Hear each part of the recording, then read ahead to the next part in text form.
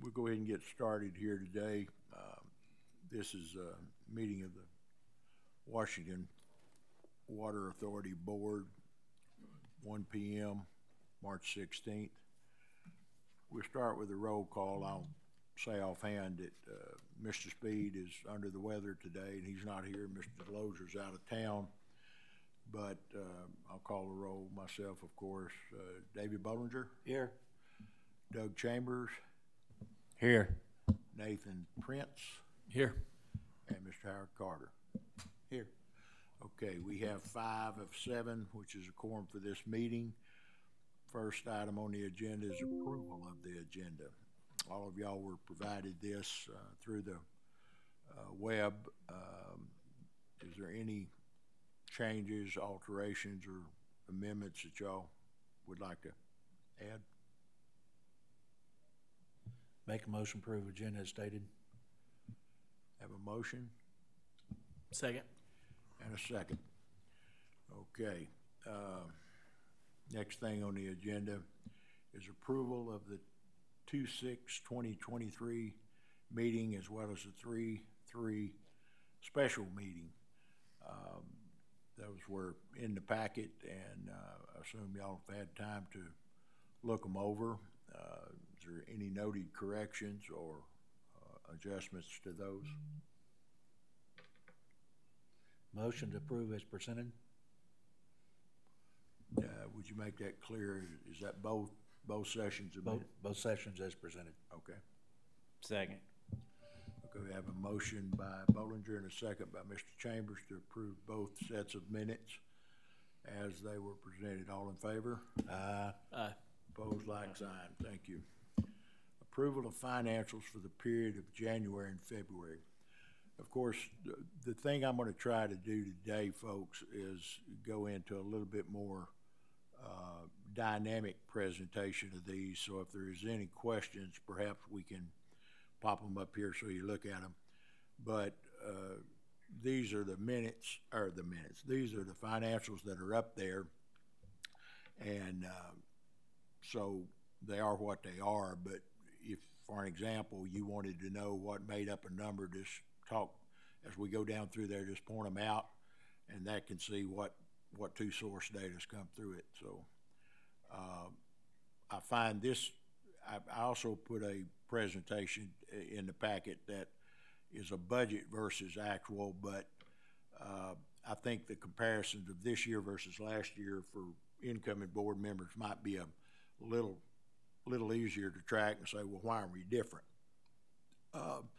I'll go down the list, and of course, at any point in time, interrupt me, but one of the things that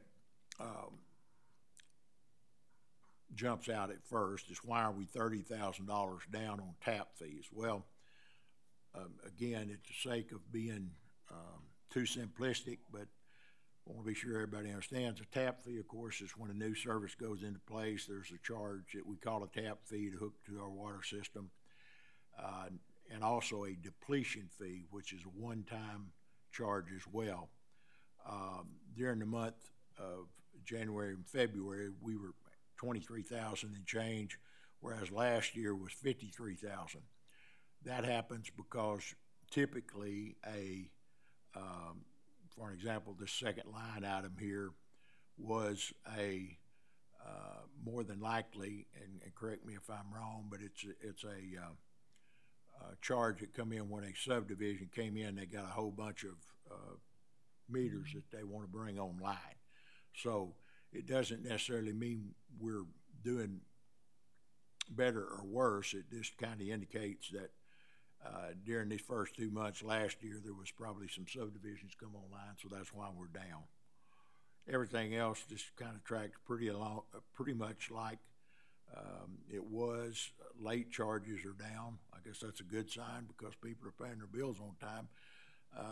But that's an income revenue stream that we don't have. Inspection fees are down and will continue to be down because, for the benefit of Mr. Carter that wasn't here last meeting, the decision was made that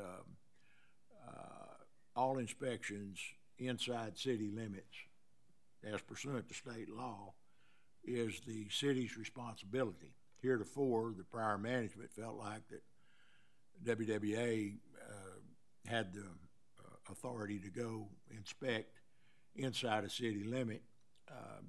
Unfortunately, that run afoul of state law, which clearly says that a city has that sole purpose regardless of the water purveyor, whether it was city water or, in the case of Farmington, you got Fayetteville and WWA. So we got out of it and left it up to Farmington and all the other surrounding cities, and I might add that was well received by most everybody. Okay, moving on down, water purchases. Our water purchases are slightly higher than they were last year, about 20% worth, and gross profits within 10,000 where it was last year for the first 2 months. Materials and expenses. One thing that might jump out at you, how in the world do you have a negative expense? Well, we're in the process of bringing on a system that's going to change that, but currently we take a physical inventory once a month. Prior to the last meeting, it was once a year. And so as materials, pipes, and other things were bought, they were expensed as a actual repair item. However, sometimes when you bought some pipe or some meters, they go into inventory. So there was an increase in inventory, and that's what the write-down was this period. So that's why you got a negative expense, which hopefully as we develop our inventory systems, it'll be a little more refined so it won't have the ups and downs like that. Moving on down the line, insurance. One thing about insurance, I was looking at the budget or lack thereof that was there when we came on board. Insurance, of course, happens once a year in a lot of cases, and they straight-lined it, so meaning that we're above probably an insurance bill hasn't hit yet because we're about 5,000 less than we were last year, but that's probably because the bill hasn't got here yet. So I don't think any significant changes there. Water line repairs, I'll explode that one for you in just a minute, but there's several things that have went on here, a lot of bores and repairs and such. Those are the people that we pay. One thing in particular that kind of stuck out to me was, if I can get this moved over, if I can get this unhid, there's an expense, well, that's not there. They capitalized that. Henry Utility Products, for an example. That is a parent company of Badger Meter, which we'll talk more about later in the meeting, but they have a reoccurring monthly fee, so much a meter, so that's what that is. Why it's put under repairs, honestly, I think that was probably a miscoding. That probably should have been put under telemetry or somewhere like that, but that was one thing that caused that number to be up a little bit.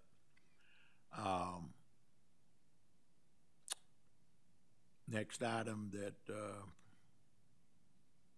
seems to be up, down, or sideways. Let's move on down here. Truck expense, everything's pretty much tracking. I don't know why our fuel is down that much. I would expect that there's probably a statement. Yep, there's only been 1 month's that. So this we buy all our fuel through credit card, so there's only 1 month's expense and there's 2 months in comparison. So that will be catching up next month, but that's why that one, we haven't used that much less gas is what I'm trying to point out.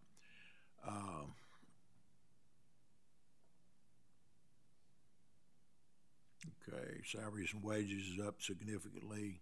That ties back to a budget we'll talk more about lately. Where is the one that kind of sticks out most of all I wanted to share with you? where was engineering at? Yeah, professional services.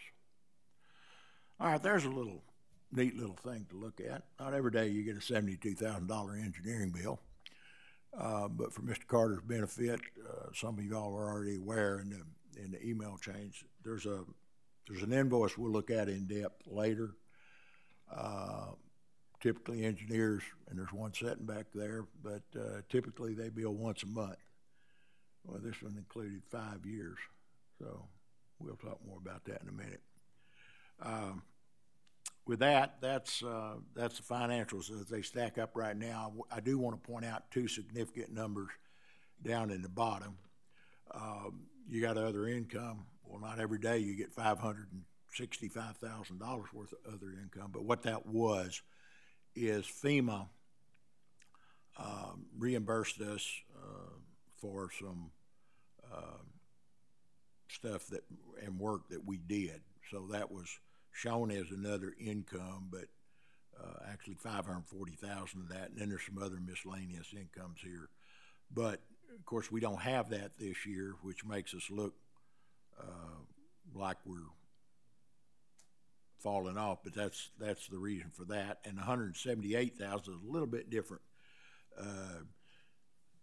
character on things.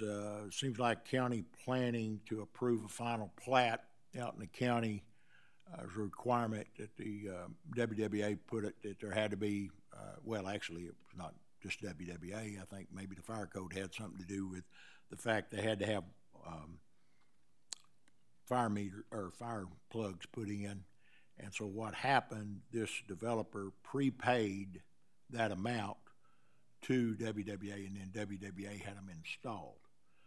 I could have thought maybe perhaps a better accounting procedure would have been to accrue that, so it would have been on the balance sheet rather than making a fluctuation in your income statements, but that's what they did, and those accountants aren't here anymore. So long story short, it looks like we did lose $90,000 in operating, but if you look at $72,000, which appeared some way, we're not all that far off target. Is there any questions or anything else to talk about that? Now's the time. If not, we need to have a motion. Motion to approve finances. Okay, we have a motion by, who was that? Okay, motion by Mr. Prince to accept the financials as presented. Second. Second by Mr. Bollinger. All in favor? Aye. Aye. Opposed, like sign. Thank you. Item 5 is an update on RDOT, and here comes a guy that looks like he knows something about it. So state your name, rank, and serial number, sir, for the record.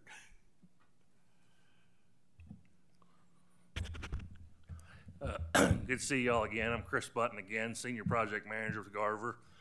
Last board meeting, we decided to proceed with the professional services selection in accordance with state procurement laws. So essentially what we're here today is to move forward 2 different agreements. One's a work order, which essentially provides Washington Water Authority with on-call services as needed for various small tasks underneath a certain dollar threshold.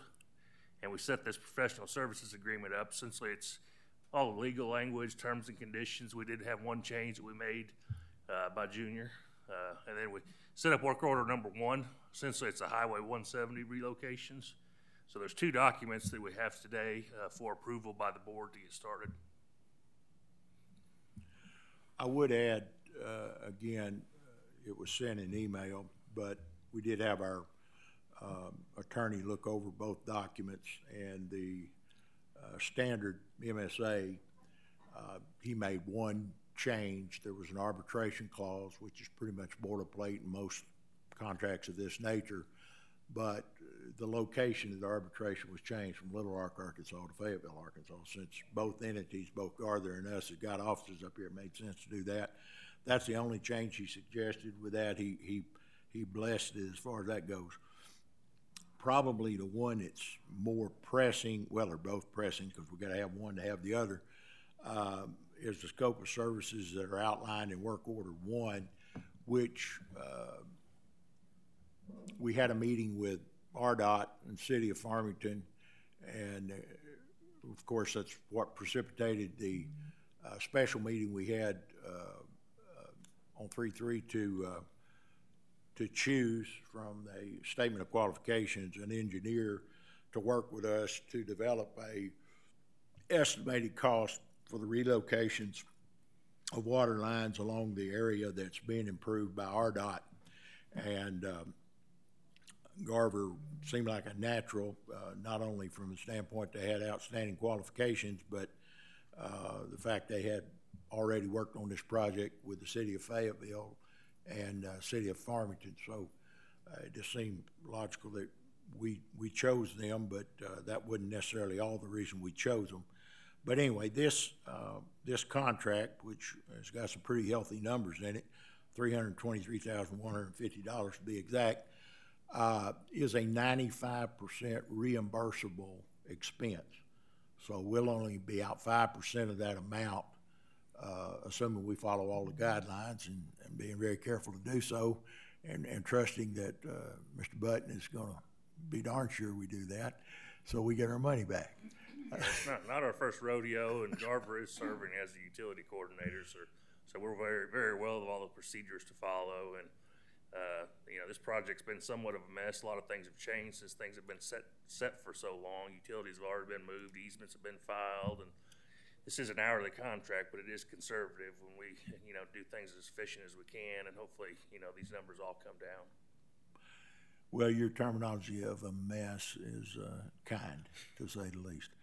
But anyway, with that said, we have these two, and I say we've split them out and approve them separate. The first one being the standard professional services agreement with our entity in Garver. Any questions or comments or motions? Make a motion, we accept the professional standards. Have a motion? Second. Motion by Bollinger, second by Prince, that the standard contract with Garver has been approved, and I will be signing it shortly after the meeting here, so they can get proceeding in that fashion as our engineers. Now, the second item is, I'll refer to it, work order one, which is AKA Highway 170 project. We're gonna vote on that one. We have to vote on both of them. We wanna vote on them together? Well, we can, or you want to call the vote now? We'll call the vote now. Let's call the vote on the motion. All right. We will act on the motion that Mr. Bollinger made a motion to approve Garver, seconded by Mr. Prince. All in favor? Yeah. Aye. Opposed? Thank you. All right, now we move on to the work order. Motion to approve the work order for Garver is presented. Second. Motion by Mr. Bollinger and second by Mr. Carter. Okay. All in favor? Aye. Aye. Opposed? Thank you. All right, Mr. Button, I'll be getting these things out to you here shortly. Okay, yeah, we'll get started next week, and one of our first tasks is gonna be to call in utility locates and get our survey crew out there and start figuring out where things are at. And toughest part about any project, in my opinion, is just figuring out where things are at. Once you know where everything's at, it's pretty easy to avoid them, but we're also gonna take these costs that were approved today and update the utility agreement and cost sharing, get that agreement drafted between RDOT and, City of Farmington and Washington Water Authority. So what we won't have to do it, it'll just be a construction utility agreement. Right. Okay. Thank you all. Thank you.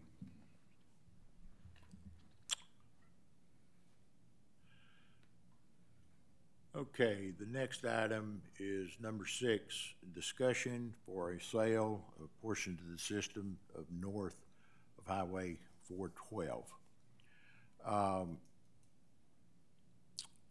It has been an interest expressed by the city of Tawnytown that there's an area, and I'm trying to get there eventually, that is in Benton County that lies north of 112 as depicted by the lines. And if you're like me, I'm colorblind, but North of 112 or 412? 412.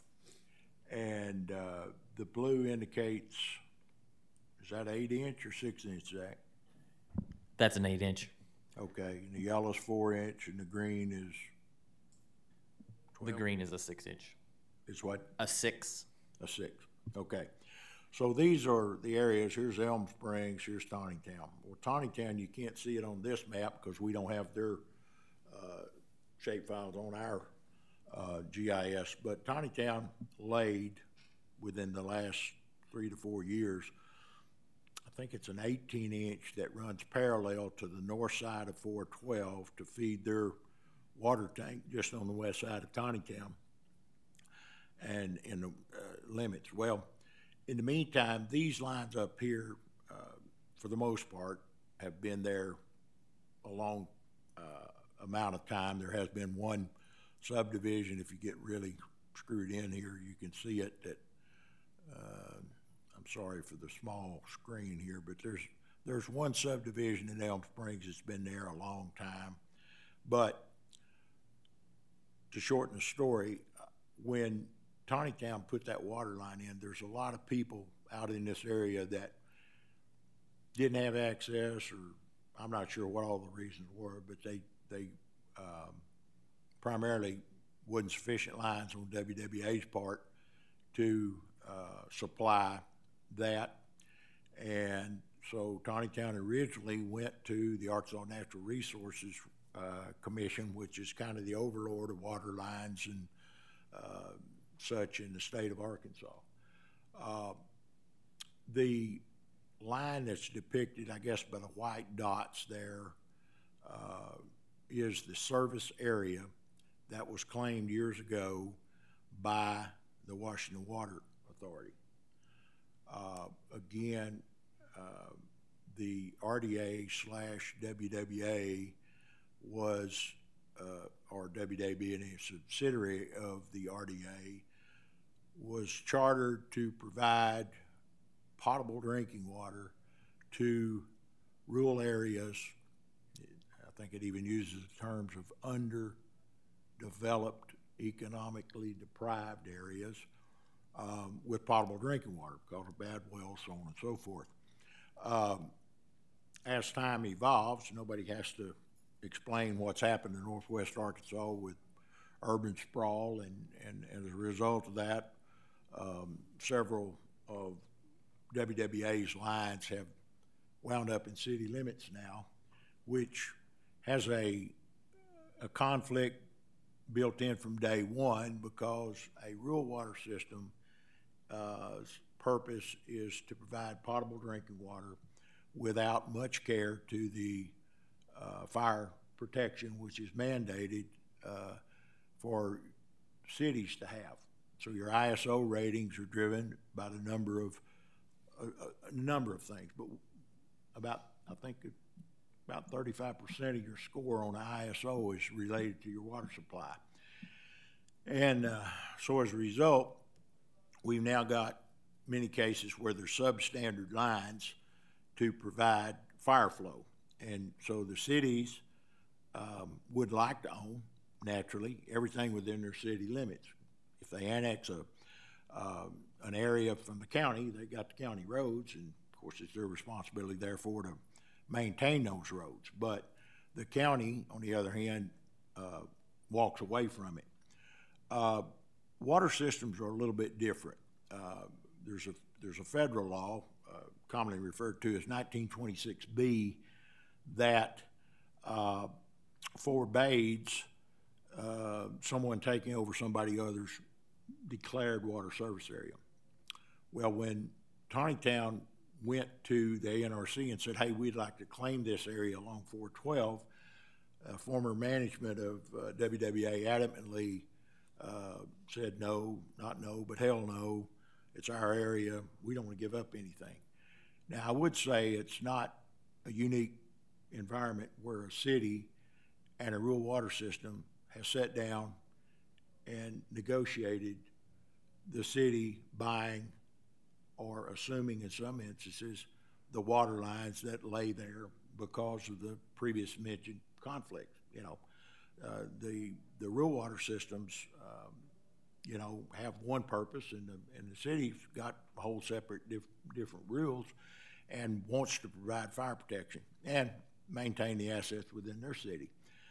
Now, unfortunately, prior to 2009,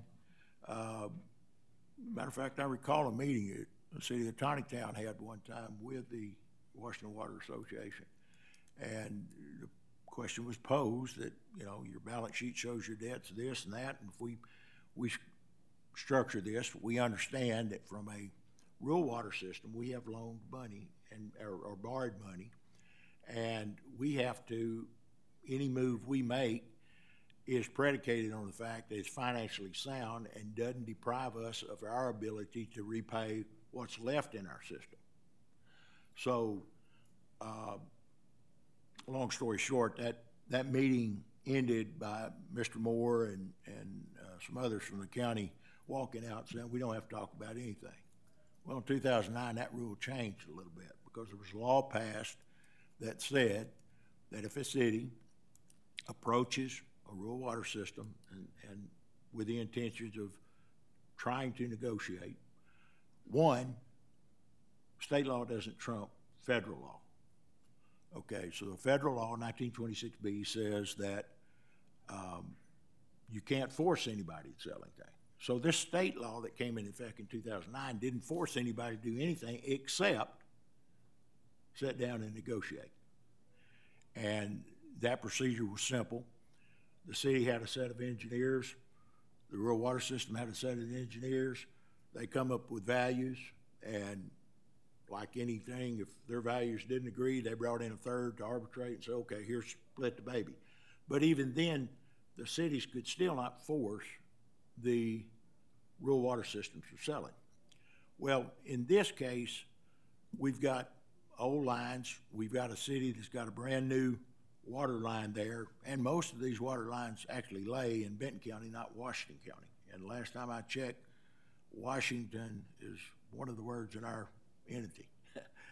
And so that all being said, since Tontitown's approached us, I made it very clear to them that, yeah, we'll follow the state laws. Just so happens we happen to have the same engineer, and he's sitting back there, but he also works for Tontitown. So it's going to be pretty simple that he's not going to hurt one another. I mean, it's kind of like getting divorced by the same lawyer, you know? So anyway, what we've agreed to do is let him evaluate, and Tontitown then can sit here and see what they got. Now, what's the end goal for us is hopefully we would derive some funds that would not only satisfy, because we would have to pay down some of our debt, but we hope we would have some money left over to go into parts of the county that don't have rural water now and perhaps expand our service areas there. But we've also got other ways later to be mentioned that we can spend that money, and I think you'll see why in a minute. But that's what this is all about. Again, the RDA, who has been cued in on this, they're copied on about everything I send out to the WWA because they're the financial overlords of us. If we borrowed money, it clearly states that they have to bless it. If we go to selling something, that's part of the financial thing. So my side of that would be it takes their approval to get this all through. But the first step is us to approve and direct our engineer, even though it's not going to cost us. But if they bring us back some numbers, we'll look at it then. That's nothing more than what this is, but the board needs to bless it before we go forward. So that being said, do we have any comments, other discussion, or not? A motion? Do we have any idea how many users there, how many meters there's in the area? About 800, short 800. We've provided, well, there's 800 that we provided, or 700 we provided, and then there was another 200 you think your GIS system. Let me show you something here. One more thing, it maybe kind of makes this a little bit better. Okay, all right, you see that little M? That's a meter. So that's in a CAD file that we can export, which we provided the engineer already. Zach has got it in our GIS, but he seemed to think, what was there, 200 or so that you thought might not be in there yet, that new developments or something? Yeah, we did an inventory of our GIS system back in 2015. Okay. Since then, it's been updated based on new developments. The as-built process as the project closed out. The only thing we haven't been keeping up with is new meters installed by WWA. And that's probably somewhere around 100 and 150. One correction on that, I did send Garver the northern section. They also got to look at the southern section. Combined, that's about 800. This northern section is probably closer to about 500. Okay. But with that that all impacts, and we'll have that all summarized when we have a... So if we make a motion and approve it, and the engineers proceed with, look at this, they will get some information back, all the lines. Exactly. And value and meters and all that kind of information. So we need a motion today to... Well, first of all, our motion today is not gonna cost us anything. Our motion today is just that the board be eyes wide open and aware of what's going on here. Because I didn't want anybody to say, what are we doing? Do we need Which motion? seems to have been the case historically with this group, but it's not with this group. Do I we think need a everybody motion wants to know say what's going on. Garver to proceed with it? Do we- Yeah, well, or an affirmative to move forward with discussions might be the proper terminology. I so move. Okay, we have a motion by Mr. Bollinger. Do we have a second? Second. Second by Mr. Prince. All in favor? Aye. Aye. Opposed? Thank y'all, gentlemen. All right. Discuss potential. We've done that. Similar, but this one's not as far along. But I wanted to show you this, and I know you're going to be doing, how did we do that? We buy our water predominantly from one source, Benton 2-ton Water District. And so I was wandering around down there aimlessly one day, and Stephanie or Zach showed me a bill from the city of West Fork Water Department. And I said, why would we be getting a bill from the city of West Fork for water? I thought we were a water company. Well, we are, sort of. Before you is our line, and I think that's a 4-inch, is it not, down to a 2-inch? It's a 3-inch down to a 2-inch. I'm sorry. Again, I'm colorblind. That looked yellow to me, but it's more orange once you zoom in on it. But I don't know, there's 20 or so customers there. But the interesting thing about this, now keep in mind, we have a GIS system. But what's unique about this piece of line? What just jumps right out at you? There's no line that gets there, huh? So it so happens the city of West Fork has got a line reasonably close to that area, more particularly about right there where that blue line is. That's a master valve. And so we buy water from West Fork to bill these customers at a higher rate than the guy that lives across the street from him that's connected to West Fork. And so the West Fork had this unique ideal of saying, how about us take that line over since we're supplying water to it? And they had a meeting, I think, with the former manager and 3 or 4 months ago, and according to them, there was crickets. Nothing ever happened. So I bring this to your attention simply because we have been in contact, and they would like to sit down, and it may not work out, it may not be cost feasible, but it's the same scenario that we're talking about with Town. Why are we buying water from a city that wants to service a line that's not connected to anywhere in our system. Is it within their city limits? No, well, I don't know if it is or not. It's certainly, it's right there. Let me zoom out just a little bit. Here's West Fork, and here's Greenland. Now, I'm not sure. I think Greenland gets all their water from Fayetteville. Is that correct, Zach? Majority of it, but we do serve the western portion of Greenland as well. Yeah, you've got these lines up in here. But I don't know if that's in the city limits or in a growth area, but it's going to be in the growth area of either Greenland or West Fork. But West Fork's the one that has a water source that currently supplying it.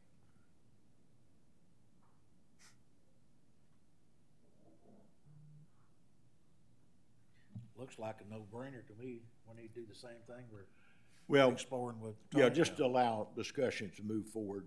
You're not moving to do anything today because there'd be the same exercise that's being done with Town, West Fork, and I don't know who their engineer is, and our engineer would sit down and say, okay, these are worth based off this. These lines, by the way, were built in 1992, so it's not like they're, you know, brand new lines. So, Motion to move forward on. okay, we have a motion by Mr. Bollinger to move forward on discussions with West Fork about perhaps dispersal of this line. Do we have a second? Second. We have a second from Mr. Chambers. All in favor? Aye. And opposed? Thank you. Okay. We had discussions a little bit earlier about a $72,000 bill. And I'm going to give you what I have found out, which has already been provided to the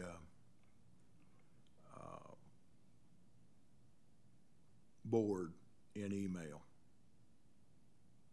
If I can move my mouse around, I might get there. So we can actually see the invoice.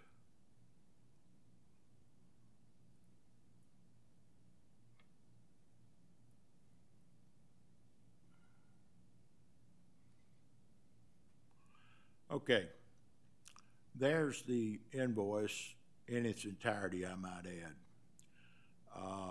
But as it says, per your request, dear Mr. Moore, per your request, enclosed find an interim statement of engineering services rendered as of December 31st, 2022.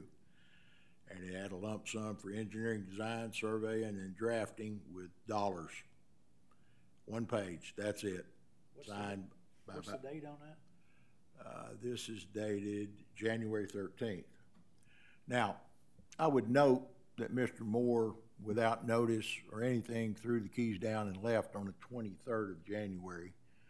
And this bill, what got me interested in looking at this whole picture is when we came on board, I tried my best to kind of get up to speed and reading minutes and such, and come across the fact that this body had sued the city of Farmington, and that wasn't good enough. We had to go and get a bigger dog in the fight called the Arkansas Department of Transportation. And I really saw things probably were going to head south when I saw in the minutes the attorney at that time who represented WWA make a statement that if we can just bring suit, we'll have more control of this situation. Well, that, I've never heard of suing somebody to get better control of the situation, but that was his exact statements as they were presented in the minutes. And that was 2 years ago, roughly. I don't know, the minutes are better in my memory. But it's been about $75,000 in engineering and lawyer's fees. So there was some mention occasionally about ESI. So I assumed, that's maybe not a thing, because I couldn't find any contracts. Seemed like ESI's files were missing. But ESI presented this bill. The bill, and correct me if I'm wrong, Stephanie, was opened by or approved not by signature but by verbalization. He brought the bill to Stephanie, told her to pay it, and also got a second girl in the office who was a signature on the bank to both sign the check. Mr. Moore didn't sign it, but the bill was paid. So when I saw this bill, the first thing that jumped out at me is if an engineer sent me a bill like this, I'd wad it up and send it back and say, that's not good enough. Do what an engineer should do and give me details of the hours in the field, the dates you were in the field, what level of classification, but more importantly, refer to a contract where you're approved, just like you approved a contract for that gentleman to move forward on us. I've never heard of an engineer just being, I'll go ahead and take care of it. Maybe to some degrees, but later would be ratified by a board's action. So I addressed a letter to Mr. Mays and asked him to provide a proper bill, and his reply was that over the years we had just done whatever WWA told us to do. There wasn't no contract, and here's a list of the hours.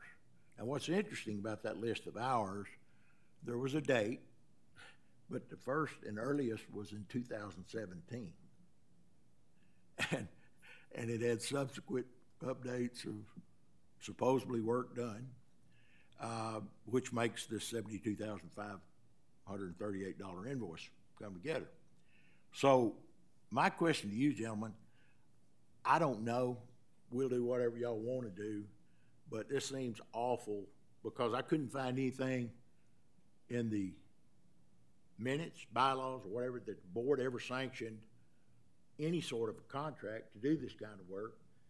And to imagine an engineering firm, and maybe the one back here could tell us that if he's ever waited 5 years before he sent a guy a bill for the work he's done, I don't know too many that wait 30 days. They like to make it about 28 days and send you the bill, call it 30. But my point is this is crazy. I've never seen anything like it in my life.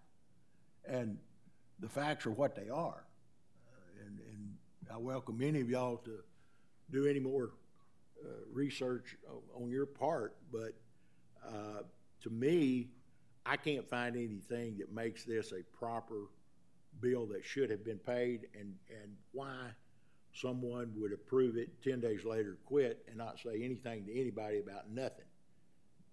And then the engineer take the position that they're taking, saying, well, we just did what we did. Well, maybe that's the case, but I don't know too many engineers won't proceed without a contract that says we're going to get paid. Do you have that detail you could throw up there so we can see? Details of what? On the dates you were talking about? Do you have it there? Or is it not part of the packet? Yeah, if you'll give me a minute. I'm not the fastest machine here when it comes to pumping around here, but yeah, I'll just bear with me. Hold on.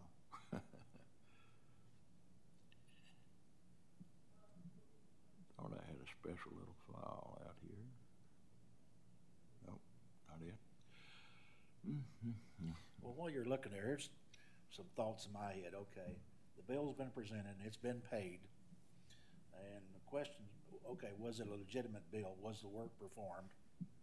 And if it was, then how do we get out paying, not paying it? The portion is whether or not someone had the authority to do it, and you know, I don't know. I think that's a legal question. I don't think it's our discussion. But that was kind of where I was headed. Sounds like we need a little legal advice of what options we have. I will be glad to send that, but at this time, Mr. Bolger, I can't seem to find the hourly. I thought I had sent that in an email, in an earlier email that showed the basically spreadsheet that was sent back for that. I think I saw it somewhere. I don't know if it was Okay. Dropbox. Well, I'll certainly be glad to resend that, but if y'all want to direct our attorney to look into it, we need a motion. So one more question before that. So I believe there was $23,000 worth of drafting charges on that invoice. Could Mr. Mays provide any drafts of No, they any didn't provide evidence anything. of anything? They didn't provide nothing.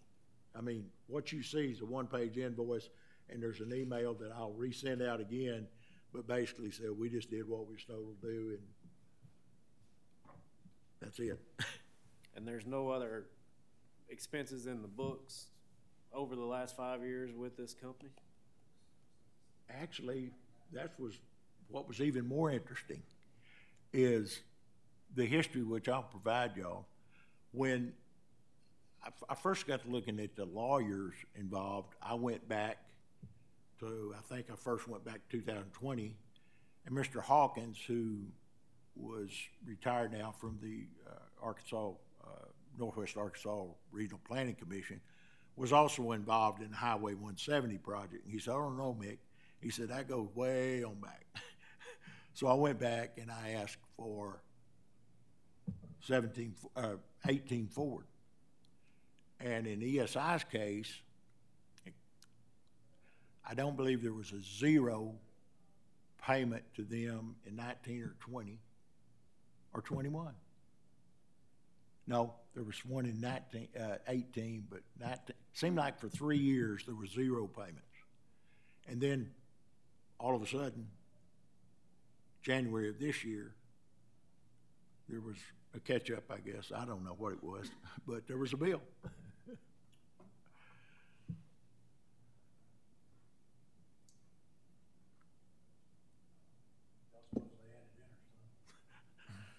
I don't know. I'm going to try to negotiate, though, and see if Garver will give us 5-year terms, because I like those. I digress. Okay, we had somebody talking about a motion. So you looking for a motion to let legal? Yeah, just Look to into ask it, our investigate attorney to more. look into I make that motion. what recourse there is or not. Yeah, I motion I'll that. second that one. Okay, we have a motion by Mr. Prince and a second by Mr. Bollinger to request our attorney to look into any recourse possibilities on the bill in question. All in favor? Aye. Mr. Carter, I saw you shake your head, and I appreciate that, but there's a red button right there on the right, and if you'll say yea or nay, I just want to be sure you're counting for in the votes here. No mail-in ballots in this group. Okay.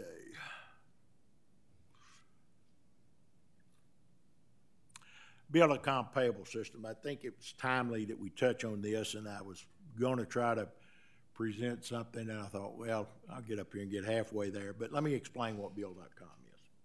First of all, one of the things of having been through several audits with my private company and working for a short time with a public company, I've learned to hate the words auditors almost as much as the IRS, but they're necessary and required by most bankers that I've ever spoke to.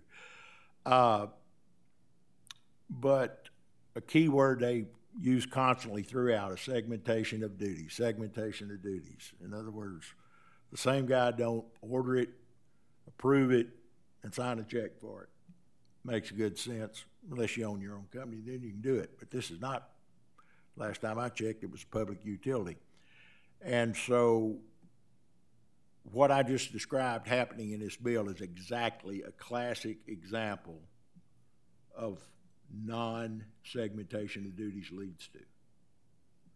And, you know, Bill.com is a online system that interfaces with our accounting software, QuickBooks. And it goes like this. Zach or Darren or somebody might order some pipe or some material for our operation. A bill sent to our accounting office, which Miss Stephanie then would get that bill. And unlike the ESI bill, which doesn't have anybody's even as much as approved this bill, it was just handed to her, and she was told to pay it. Well, now the drill is like this. Stephanie will enter this into a system, a cloud-based system. Once it's entered, then it automatically is sent to the next level of approval, which is titled, she would be titled in that case as a clerk, It then goes to an approver. The approver in this case would be Mr. Zach. Zach would look at it and say, yeah, okay, well, now that looks high. I don't think that's what our price is. Maybe they make a bill, or whatever reasons he would be looking at it. Or no, we didn't get all that, or something. But he would either approve it as is or say, nope, stop right here. But let's say he approves it as is. What happens then? It goes to a payer role. Now, at this case, there's two of us that's sitting at this table that are in the payer roles. The treasurer of this entity, Mr. Bollinger, and myself. I look at bills more of, okay, was it coded right? Did it go to the right spot? And I may or may not pay the bill, but typically I won't pay the bill or approve payment of the bill. I'll send it to him, and then he can click pay yes or no. So it's at least went through 4 people's eyes, questions, answers before it ever happens now. So that system's in place. I just wanted you to know that there won't be any more of this. Bills come and hand it off to somebody and get it paid. Okay? That's nothing more than that. Any questions about how other things other than that? All right, we'll move on. Along the same lines, though, this board, as I can find, has or what I'm wanting clarified, there may be some, I haven't found them yet, is what is a spending limit other than what we've already done. We've approved a contract for the engineer right now. But let's say, for an example, my point of item 10, if Zach was needing to buy C900 pipe for 1,000-foot extension that we were going to be doing, or improvement, or a bunch of water meters or whatever, what level of spending should he be allowed to have, or should there be a limit that he's allowed to purchase without bringing it before the board in the form of a bid of services? Of course, there's bid laws that we got to require in the state too that govern some of this, but pipe's not cheap. Nothing's cheap anymore, but you can run into several dollars pretty quick. But I think the board ought to have some, if you would, kind of established limit, so we don't just go out here and Zach decides he wants to buy $100,000 worth of equipment or whatever. Maybe there ought to be a limit that he has to come to the board with it.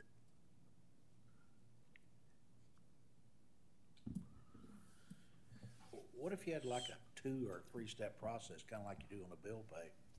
Had a lower limit, I don't know what would be reasonable, but higher, something beyond, say, $10,000, $20,000, and there's a 2 or 3 step deal, then that would void any accusation of somebody trying to buy or play favorites or that kind of stuff. Yeah, so I work for public utility as well, and there is a 2-stage approval process for every purchase. No one buys anything without 2 sets of eyes looking at it, no matter if it's $5 or whether it's $500,000. So you got 2 approved. So we have 2 approvers on every purchase. Is that an electronic kind of approval thing? It is. It goes through our invoicing process, and if I made the purchase, I'm the first approver, and then it would go to the next level of approvals. I'll add that to this, but right now, the other thing that was shocking, when I got in this entity that I'm involved in now, is when I mention POs, I get blank stares. It's almost like Blazing Saddles Part 2. We don't need no stinking POs. Well, but we're in the process of evolving a purchasing system which would facilitate itself very well to what a procedure like you're talking about. Unfortunately, right now, we could still implement it short term by saying, okay, if Josh wants to, or if Zach wants to buy something, excuse me, I'm sorry. If Zach wanted to buy something, he could run it up the flagpole, and if you want to pick David or me or both of us or whatever, we could say, okay, go ahead and get it ordered. But I don't think we need 5. I think we need to set some higher threshold of $5 because I don't want to be I don't want to be approving an Amazon purchase for paper, you know. I mean, but, you know, if you want to say, until we get into a system where we can maybe go to the same route of an electronic approval process where it's real easy. It don't matter if David's riding motorcycles in South Texas or I'm turkey hunting in Alabama. I mean, we still get your approval on our phones and say yes or no. But until that time, pick a number that y'all are comfortable with, and then Zach knows anything above that, he's got to run it by us. Then he'll place the order. Then he'll go back through the bill payment process. Let's ask Zach how much he thinks. Go for it. He'd be the guy. I would probably say anywhere from $10,000 to $20,000. Darren, what are your thoughts on daily purchasing from Core and Main? Yeah. We buy materials almost multiple times a week for projects to keep up with inventory. Sometimes those bills are as low as a few $1,000s, but they can get up to closer to 20, and that's just for daily operations. So let's meet in the middle of 15. I like it. So I make a motion that we make a temporary spending limit approval there at 15, based on we're going to get some kind of two-step approval in the future. Well, we'd have a two-step approval even at 15. If he goes over 15 right now, even until we get our inventory system in control. Is that what you're saying? I'm saying temporarily we do 15 until we get the two-step in place. Okay. That was my motion. All right. I have a motion. Do you have a second? Second. Mr. Chambers, was that you? Yes, sir. Okay. Have a motion by Boner and a second by Mr. Chambers that a spending limit of $15,000 for any purchases without secondary approvals. All in favor? Aye. Aye. Opposed? Thank you. Okay. 2 Ton, as I alluded to earlier, of course, is our water supplier. And they have a board that meets monthly, and all member entities have representatives, but 2 Ton's bylaws want a board action designating who the representative and alternate representative for that, for those meetings. And I had suggested that perhaps it would be Zach, and I would be the secondary. So that's what this is about. We need something to show them that the board has sanctioned individuals as representatives in those meetings. And Zach would be there 90% of the time. I'd go if he was on vacation or something, but. Yes, sir. My motion. Zach, Either way. Go ahead. I motion that Zach and Mick be the representation. second.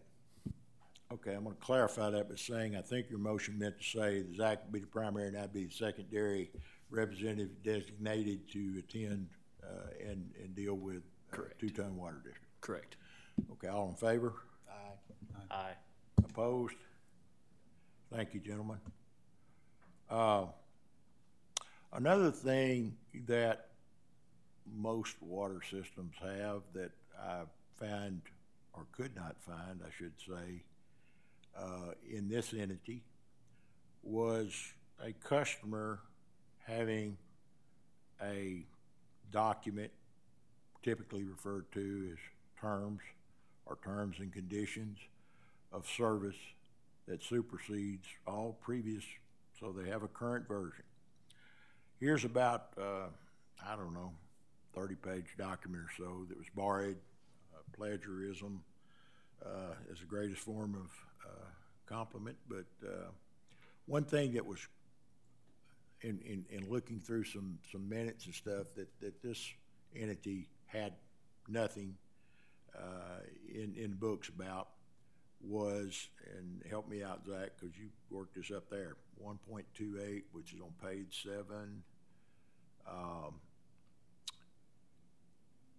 Any situation, and let's say the scenario would be an older couple on fixed income comes in and says, we got a $2,000 water bill. We had a meter, we had a line break. We didn't know about it. We was on car stockography, didn't surface, but we got a $2,000 water bill and we can't afford to pay it because our Social Security isn't but about $1,000. Now, I believe, I can't find anything where that's ever been granted, but there's certainly no official documentation that this entity provides for any kind of consideration of that, and other than say, tough luck and we'll let you pay it out so much a week. This one does allow, under certain criteria being met, that one, a customer must have had service for the past 12 months. They must have firm evidence of a leak on the customer side of the meter. They must have an invoice from a plumbing company that repaired the leak. So they don't just come in and say, well, yeah, I'm gonna get it fixed. No, we're not even gonna talk to you about giving you any kind of a forbearance of some of the water you use unless you show that you've already got it fixed. And the consumption must not exceed the average of the past 6 billings. So you would basically take an average bill, and that's how that's all spelled out. This is nothing that we invented overnight. It's been in place for years with other water companies. We just plagiarized them. And at least it provides some level of understanding that stuff does happen. And in the scenario I just said, I think it would be understood by anybody that took that. The other things, there's many more other things that are in the standard terms. That's the reason I sent it out to you. But it just firms up and clarifies what the position is instead of saying, we'll have to get back to you. You know, we've got a complete document that spells out a lot of the things that should be a user agreement, basically what it boils down to. But we didn't have one, so this is offered up to y'all. I would say this is a living document, meaning that it is not written in stone. It can be modified and improved and changed as the board sees fit. But right now, we don't have anything, so we need some action on this, folks.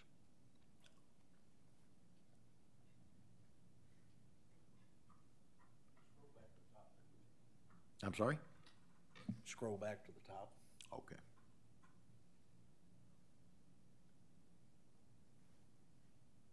So we need a motion to approve the terms and conditions of service. Yes, sir. I so move. Second. We have a motion by Bollinger and a second by Mr. Prince to accept the terms and conditions as presented. This will be posted on the website for the public viewing as soon as this meeting's over. All in favor? Aye. Aye. Opposed? Thank you. In the same light, and now that we have an engineer of record, not to say that Zach's not an engineer, no offense, but standard specifications are basically similar to the user agreement in that it gives a developer or anybody proposing to make additions to our utility of things that have to be handled. And this could vary from the type of pipe you use to how you do a road crossing, a whole litany of things. But once again, this one's only about 150 pages. But again, me and Zach didn't sit down there in a smoke-filled room one night and come up with this. This was, once again, plagiarized from maybe more than one company, but at least it's 117. I was wrong. Maybe with the details that will be following this, maybe it would be 150. But you may recall when we were interviewing or reviewing the SOQs of our current engineer, he's very familiar with this procedures, done it already for numbers of cities. I would like to have this at least, because I feel pretty comfortable there's not gonna be any glaring deficiencies. Is that correct, Zach? I don't anticipate any glaring deficiencies. Well, I mean, you had certainly a lot of time and effort, I know, looking over this. But now that we have an engineer, and he's looked over more than you have probably, is just let them look over this. We can tweak it later, but I'd like the board to consider to put this in place so we can at least get something on the web, which I will add, and if I was a plumber, I'd be insulted, because you do have a link off your website right now for standard specifications. But if you click it, you're going to find one hand-drawn image of how to install a frost-free water hydrant. Now, I'm not sure that's going to take an engineer's review of that, but that's the total standard specification and design work you've got on your website now. So I'd like to replace it with this 117-page document. Okay, do I have a motion? A motion. Second.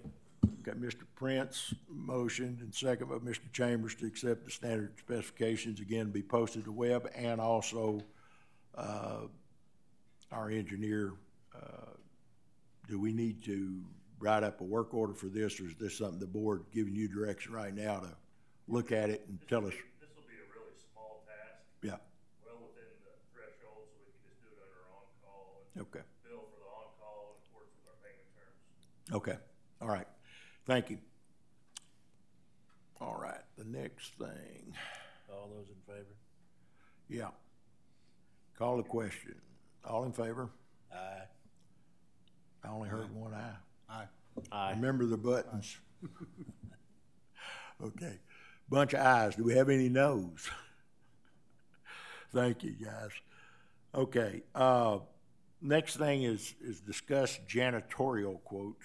I don't know how many of y'all been in Washington Water's office, but I'm not impressed with the conditions in which it's been maintained, with no reflection on any individual other than to say we're a public utility, we're not a plumbing shop. And I think it's reasonable to assume that, or it's been my experience, let me say this, in past with my companies, you might say, well, the girls in the office or the guy in the warehouse, they clean up the offices, but they're not, that's not what they're focused on. And so we ask to get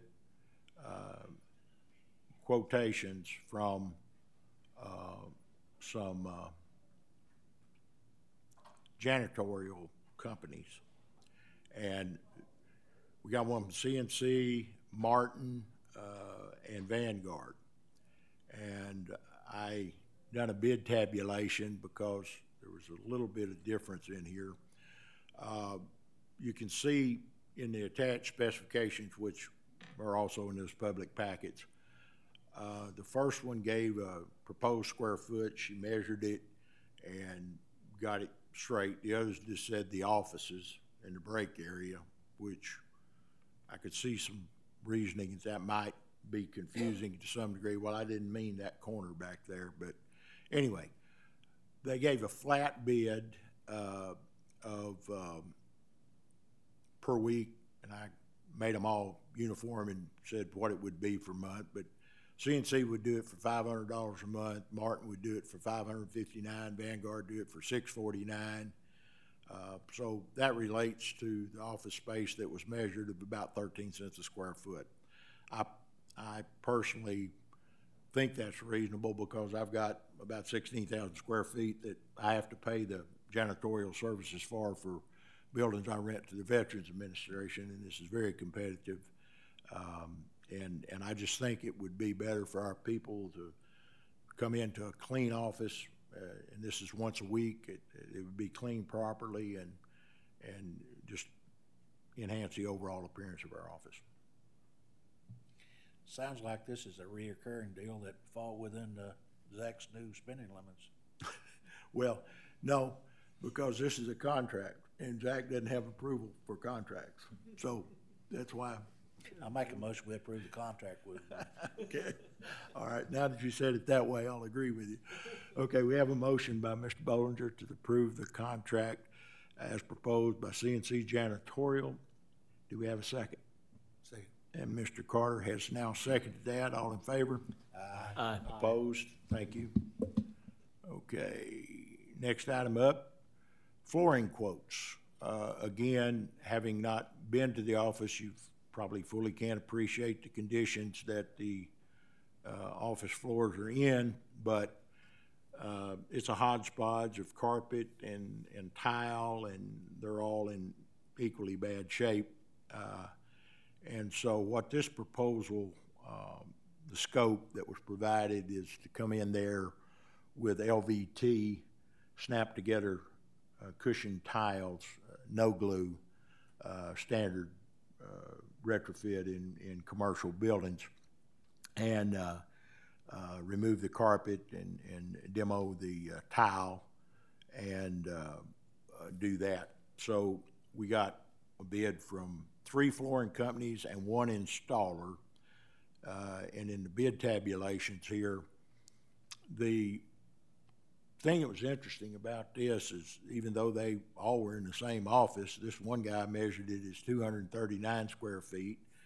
Remember now, the janitorial measured at 3,800, so I don't know. And then the second bid was 247. Flooring International didn't even have a number. It just said, we're going to do it for this. And these 3 here are all-inclusive, sort of. Because if you'll read the proposal by Clayton, he said, I'll do it for this, but I'm not quoting until I get the floor up on the condition of the floor, and it'll be somewhere between $500 and $1,000, I believe was what it was, Zach. Is that right? Okay. So I don't know. Down here, this is a gentleman, Tim Barnhart, who is an installer.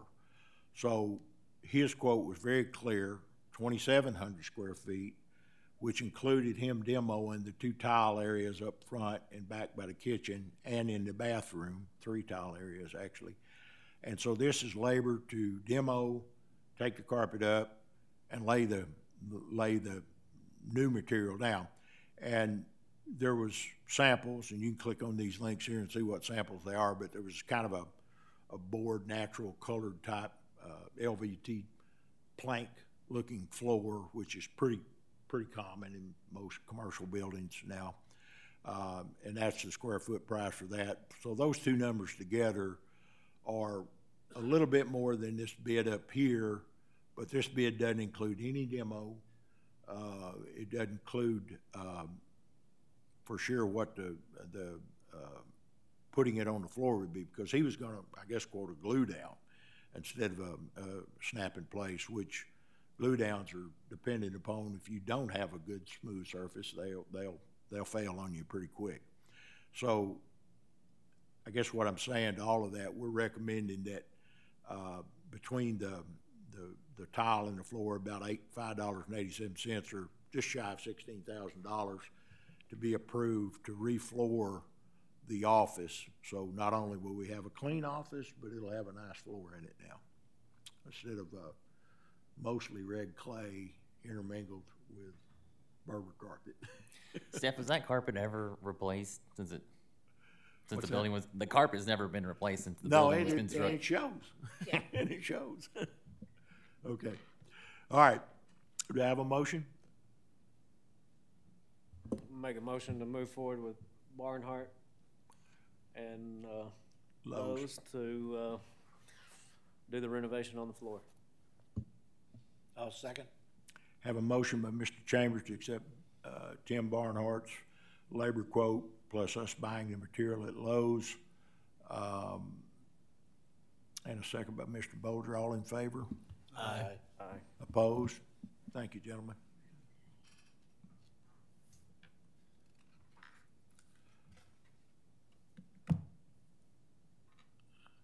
Okay. I guess it's down to the manager's report.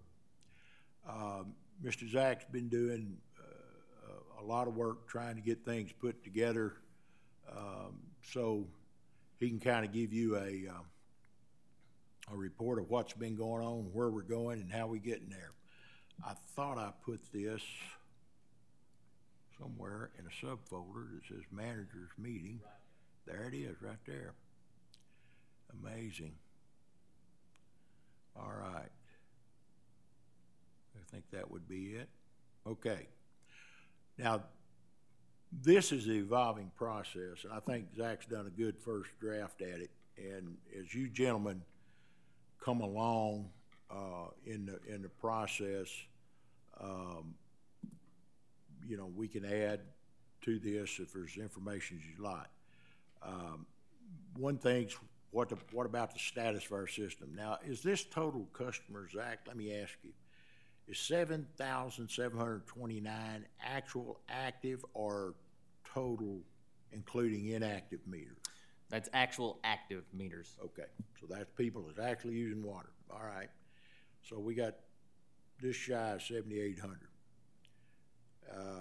And we got 30 customers. It'd be nice to know how would that relate to last year, but I'd assume it's probably going to be fewer. Probably going to be fewer with the subdivisions coming online. I'd also, you know, the winter months are usually slower as far as new construction and closeout, so it's kind of the slower time. Right. I don't guess it'd be possible to do something like this as a manual calculation anyway, but maybe do a spreadsheet. And I know you don't like that word, and I don't either, because you know, it's been way overused, I think. But if we had something where we could kind of see a trend line of month to month, similar to what we're doing financials. Absolutely. Then that way we'd kind of see some trends. Now this one, prepare to lose your lunch. Mr. Zach, I'll let you explain. Oh, you're giving me this one, huh? The next calculation is how much water we purchased versus how much water we sold. You'll see on the top three lines are from our three different master meters: the Battlefield, which is our largest; Bethel Blacktop, which is our second largest; and then our very small West Fork meter currently. Back last month, we sold or purchased about just almost 71 million gallons over the month of February. And then we sold almost 29 million gallons. So if you back do it, that's about 59% unaccounted for water.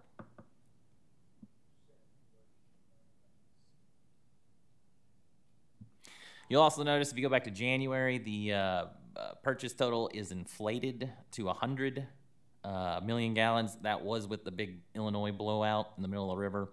So I'm not surprised that number is as big as it is. We also happen to sell more water in January compared to February. A little bit longer month. February was a short month, but still significant difference between the two.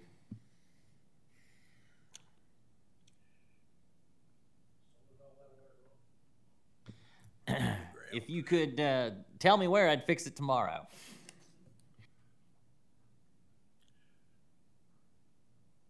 So somewhere back there, I heard some way of watching different locations and the flows and such. We'll get into that on the manager's report. I'm going to show you in great detail about it.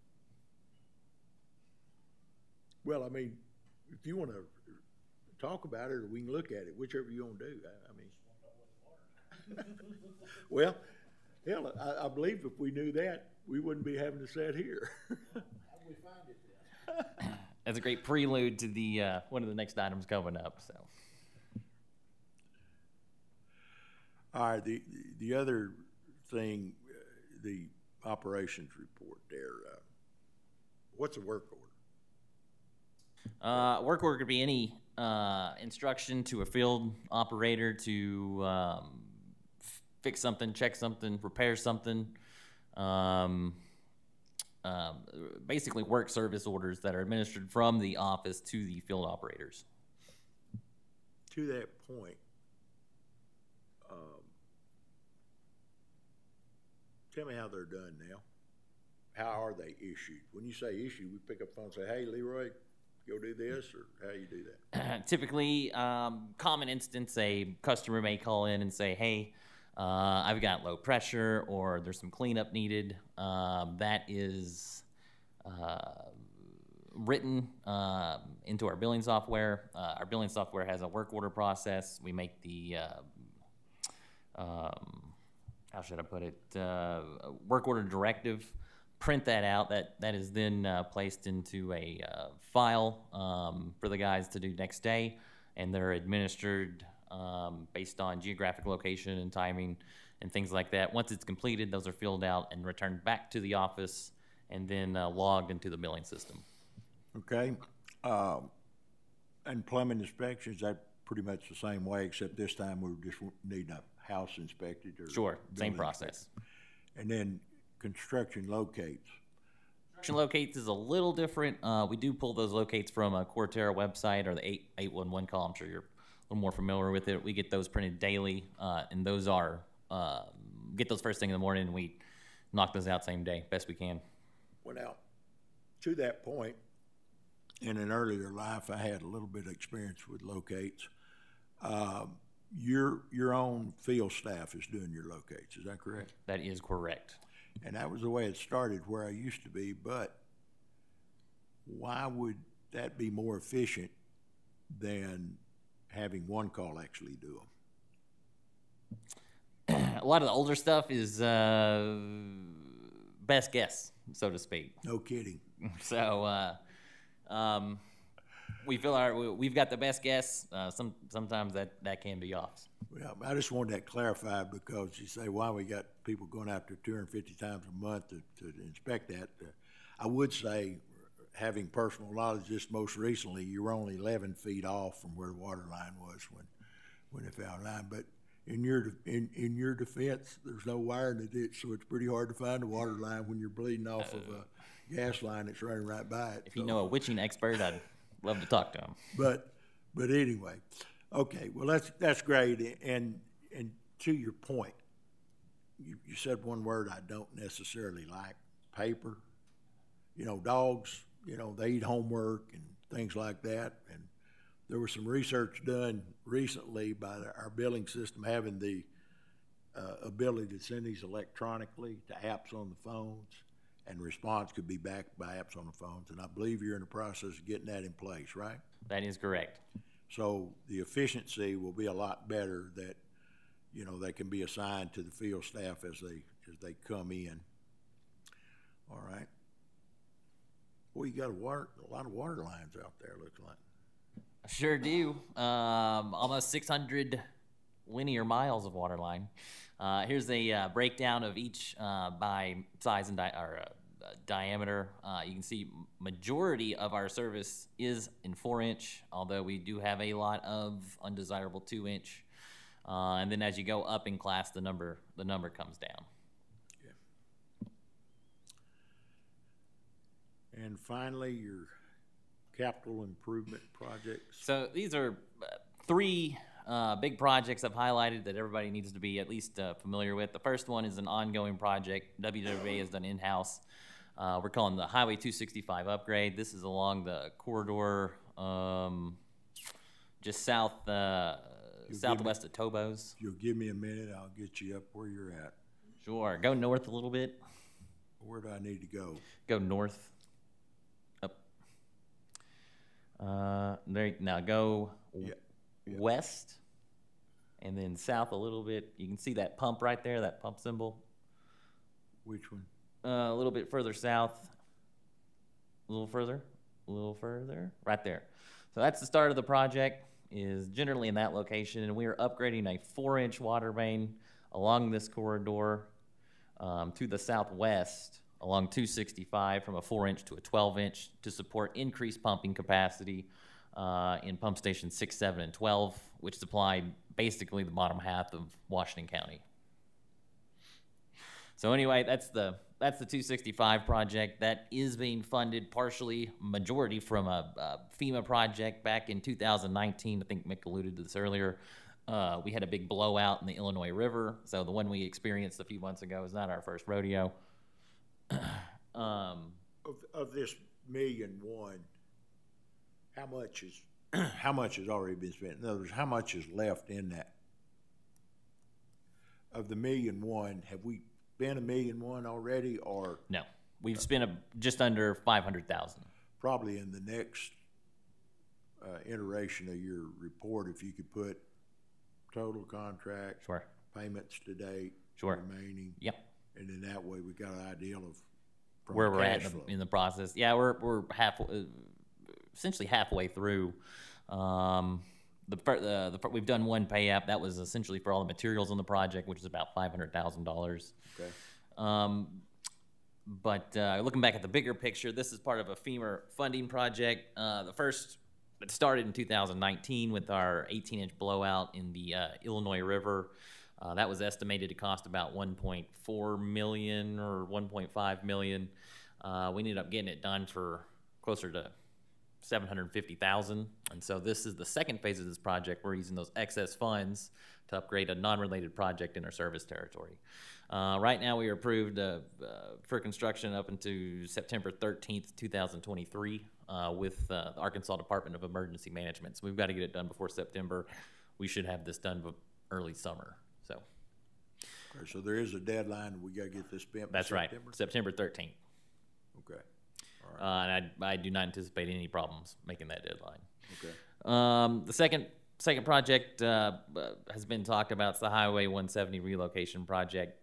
Just wanted to put that on the list. And then the last one is the Illinois River repair bore that we're going to have to do. Everybody remembers the big blowout we had at the end of January. Right now that is fixed on a temporary basis with an over-the-bridge bypass that needs to be permanently replaced and sooner rather than later. In order to get that through, we need to broach who's going to do the design and then subsequently the contracting, whether you guys want to do that in-house or use our new engineer to head that project up.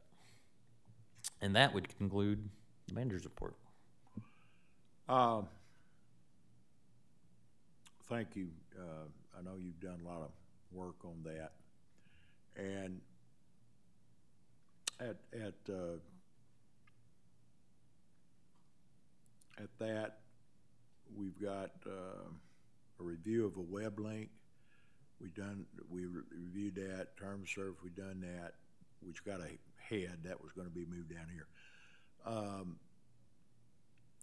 I really think I made a well, I don't think, I made a mistake, because one thing that we need to do, and it should have been discussed at the time we done the standard specifications, there was a budget, supposedly, and a key word is supposedly, because I could never find a signed budget that was drafted by the former board. And I provided that to y'all, and if you tried to take this and go back to QuickBooks, my only comment is good luck, because when I asked the former accountants to just give this to me straight imported out of QuickBooks, they said, well, it's partly in QuickBooks, but really it's mostly in a spreadsheet. So after that accountant no longer is our accountant, the new accountant seemed to think it, sure, I can do this, and it took her 30 minutes.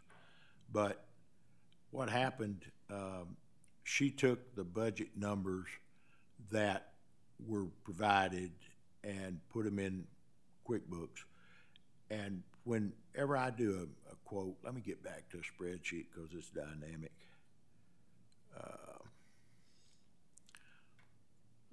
Oh gosh, download, bingo.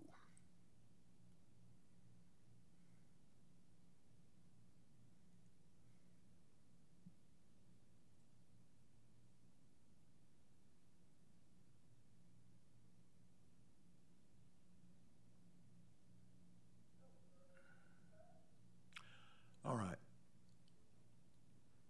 So this is what we started out with from the budget that was provided by the people that came before us. And this is some proposed changes. There, when we talk about, they had originally put 150 maintenance and repair, just lump sum amount in there. So I didn't lower that, but I did go to the janitorial tabulations, and this extra 17,000 and change was what's been approved in the budgets or been approved previously in this meeting for the flooring. And then I did the same for the janitorial. Payroll was changed significantly, and here's why. The payroll budget that was in the first spreadsheet, I say, good luck if you can follow that closely, but here's what the current positions are, here's what the payrolls are, here's what the hourly rates on the hourly employees. 3 salaries, 1 hour, several hourlies. There was one in your original budget for a 3rd plumbing inspector, but certainly I don't think with what has already been given up to the cities to start doing where we were doing them before, that's not in my proposed amended budget. There's a base payroll of that, and then there's hourly rates. That's the total hourly rate of every hourly employee we got lump summed, what it costs to open the doors once a day. Assuming a 5% overtime, that's how much overtime it would be generated at the end of the year. APRS, of course, our retirement system is a significant number, but that's where the total payroll budget was amended here. But as a net result of that, there's an increase projected, and this is a budget, net revenues. But again, a budget is something that is to be looked at throughout the year and modified. But since we kind of came into this code with an unside budget, we certainly need to have a budget approved by this body going forward. Not to say we may amend it 2 months from now once we see some other things, because I have no source documents of how we come up with these numbers. I'm inclined to think that we threw something up on the wall, and if it stuck, that was the number we put there from what I can see on some of this stuff. But in the meantime, this is a starting point. So if y'all want to change it right now, you can, even further, but these are the 3 items that principally I've changed that makes this net result down here. So with that, do I have a motion to do something? Make a motion to approve the adjusted budget as presented. Second. We have a motion by Mr. Bollinger and a second by Mr. Carter to approve the amended budget for WWA as dated 2023-3/16. Thank you. And again, I'll be working with this and Zach to get more updates on this as we come along. All those in favor? You vote? Again, I'm sorry, but we'll call the vote. Because I knew nobody was not going to vote the way you made a motion. But with that said, all in favor of Mr. Bollinger's motion? Aye. Aye. And opposed? Opposed? No, I didn't say that. Thank you, David. I'm a little rusty at this, you know. I don't do this a lot. Okay. Let's see if I can get back to the. I digress. Well, where was the agenda?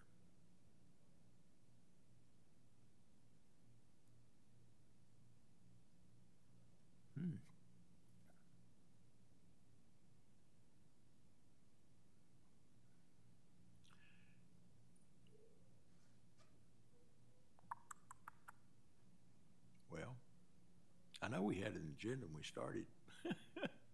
Did I eat it? Maybe I'm in the wrong spot.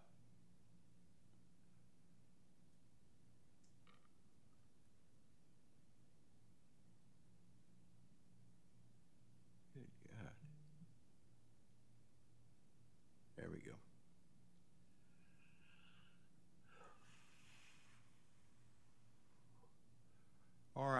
board member comments, I think.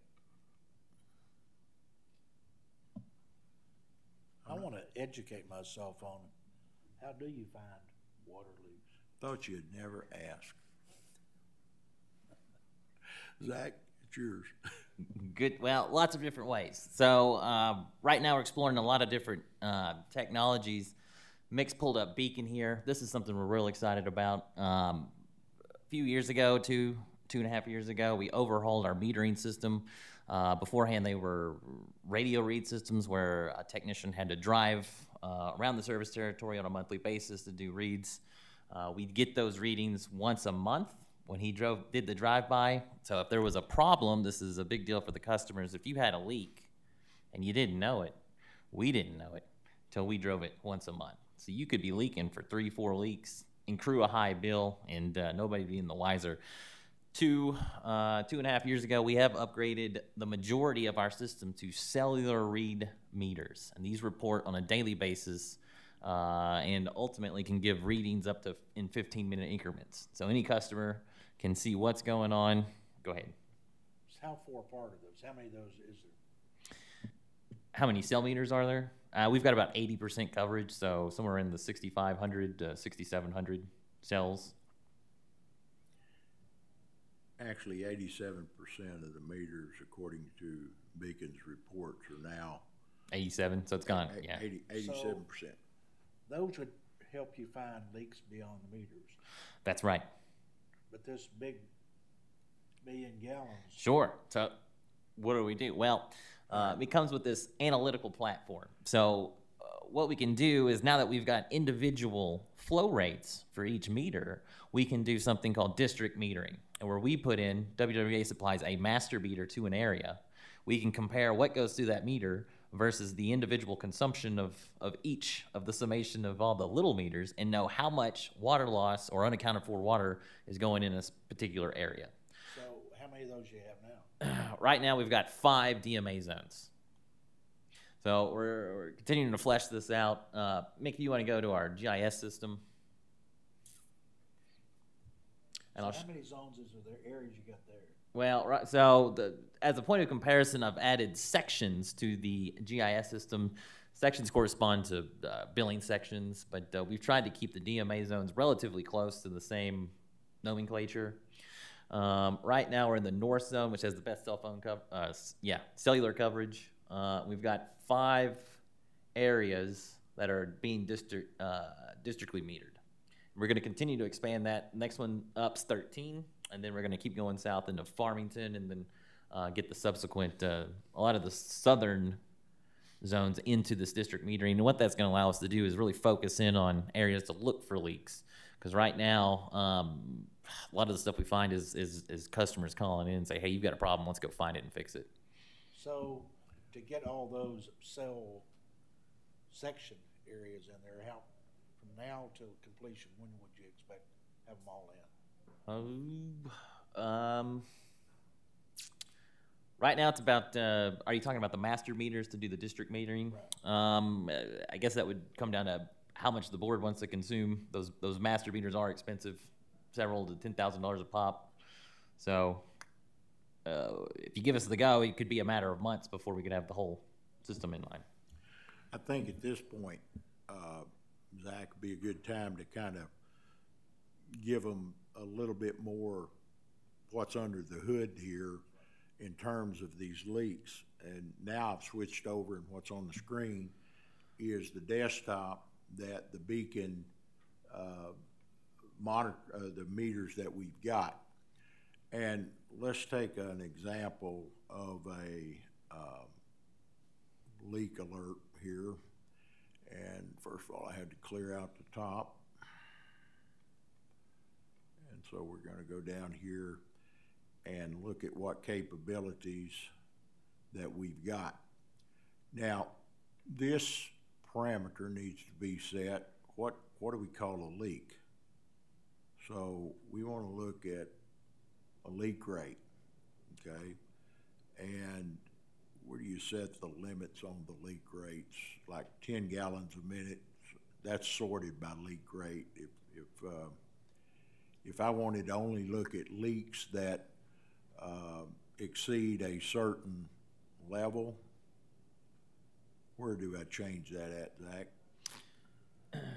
Leaks, can you be more specific? I don't think Steph's got it. Leak rate. All right, now we're looking at any customer that's got a leak rate that exceeds 10 gallons an hour for a 24-hour period. That's a pretty good leak. But note here that this individual at this address has got an alert set. So if I click on alert, it means that he's an intermittent, meaning that theoretically he didn't have a chicken house which is going to be drinking 24/7, although they do fluctuate a little bit as they go to bed, don't they, Mr. Carter? But the thing is, on a house, you go to bed at night and you shouldn't have anything, so that's why it's set to an intermediate versus a continuous. And so then it goes out here to say, okay, hourly flow exceeds 2 gallons per hour. Well, that's way too low, because 2 gallons an hour, if he's got 3 or 4 leaky toilets and some dripping faucets, he could be approaching 2 gallons an hour in no minute, and no question. So let's say we want to not bother him, because he will be bothered about this in a minute here, because as we continue forward, we've now got him set that when he gets that leak criteria of above 10 gallons an hour for a 24-hour period, he's going to get an email automatically on a daily basis, or we can make it every other day, but he's going to be getting that. We also can come in here and put text messages in here. And I found out this morning how to figure out who your carriers are. There's a Google that says, what's your cellular carrier prefix or whatever, and you type in the number and it tells you Verizon or AT&T. But you can also send him a text.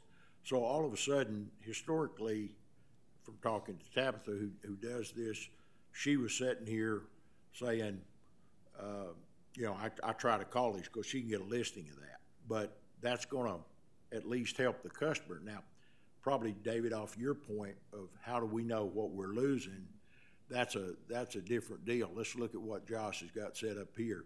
He's got these sections, and he's got a meter that he's designated as a DMA zone, not to be confused with a billing zone, but DMA 33. That's one of his favorite spots. Because when you go to DMA 33, let me clear up some stuff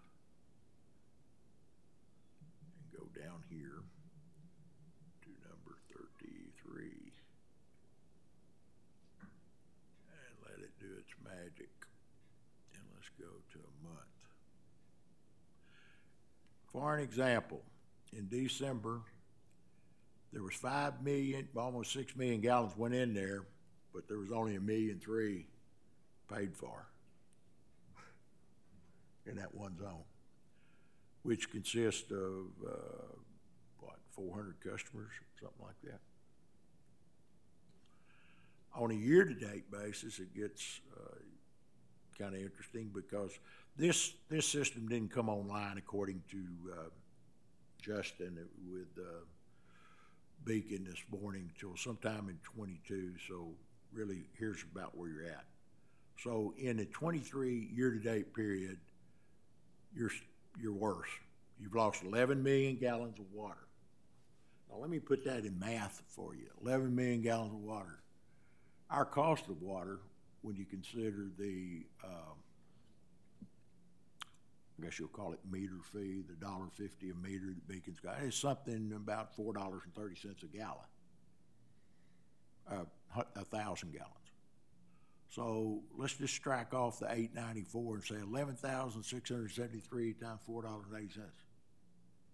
That's more than you make on a chicken check, isn't it, Mr. Carter? That's a lot of money, but that's a 2-month period. That's how much money has went and benefited the blind cave fish or wherever the water wound up. So, as Mary Poppins said, wasn't it, there's trouble, there's big trouble in River City. I mean, so we've got a lot of ways to spend money, leak detection, one of them, and I'll let you expand on what options, like David said. What do we have to find those? Conventionally, visual inspections, easy asset. Hey, we know there's a problem in this area. Let's do a visual survey of the area to find wet spots or leaks coming up. Perfect example of where those don't work is Weddington Woods, which is what we're looking at. That is on a hillside, like a mini Bella Vista, on top of a real porous karst topography. Leaks don't come up; they go straight in the ground. And apparently everybody's still in fairly decent water pressure because nobody's calling in with, hey, I'm out of water. So in those scenarios, it become real difficult to define or actually find the leak to fix it without digging up everything.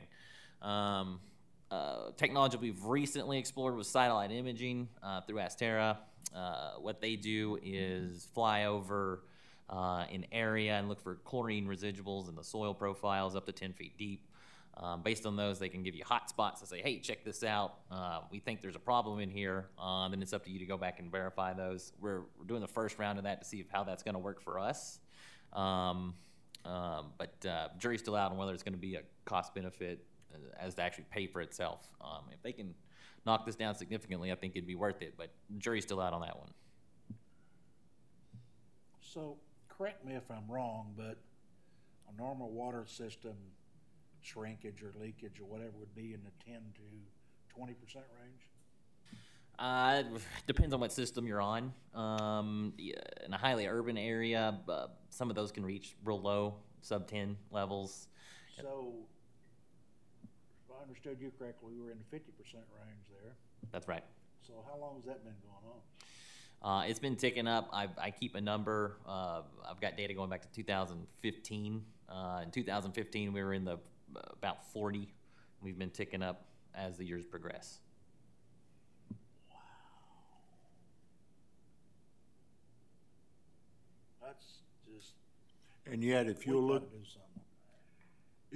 at the minutes, it's been pretty much crickets. There was mention a few months ago about a $14,000 a month, and I don't know how their math works, but it doesn't conject with what I've projected. But it's a significant, almost critical. I mean, it'd be like your house falling in, and you wait until you're in the bathroom, and that's all that's left before you start doing something about it.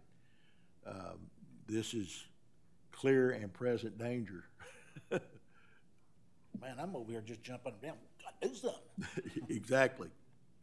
Exactly. And but again, I think it's good that we've got tools that we can at least monitor this, because here's another fun fact with the DMA zones. What I've seen personally, Weddington Woods is the worst performer that we've got registered. That was put in even before Washington Water was a water system. We're talking a legacy system that's put in the 1970s that's never been updated. The next worst performing is section, I think it's section 3, which is another 1974 original. Most of it's the pipes that have never been replaced before. Older portions of the system tend to leak more as they degrade over time. A lot, if we could get some sort of upgrade program, we could probably take some of this out as the system grows. But these legacy systems that are coming up on the terms of their life expectancy, which is usually 50 years in an engineering project, they're still in the ground, and as the years go on, they're just going to get leakier and leakier.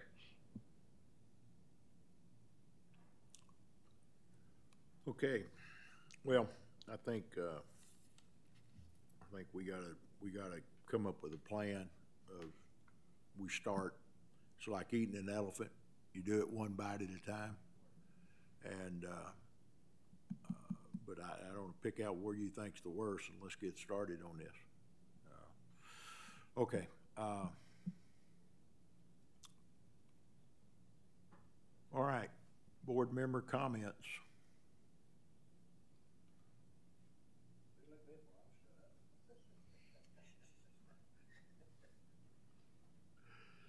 Mr. Chambers? Mr. Mr. Carter, your maiden voyage with us. Glad to have you again.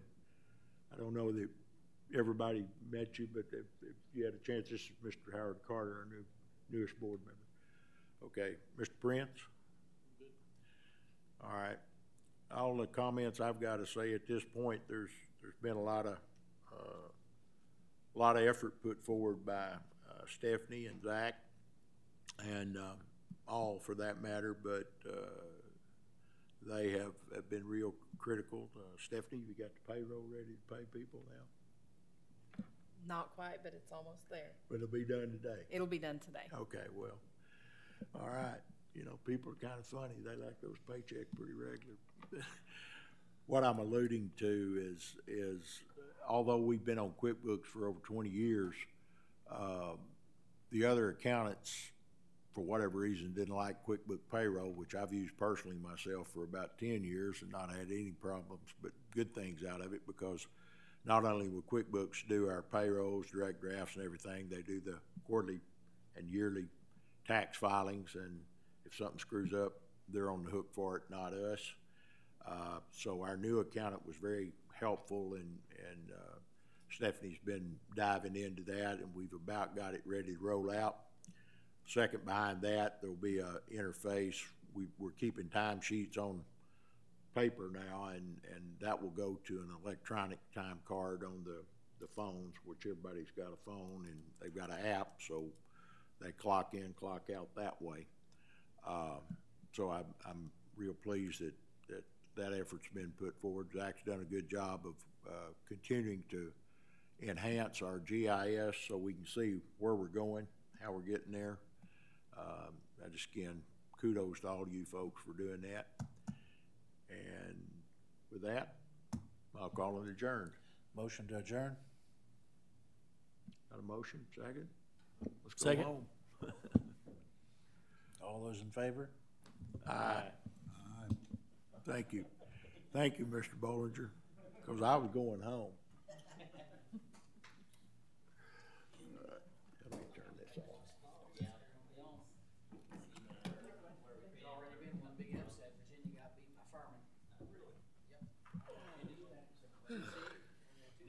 Mr. Wagner? Yes, sir.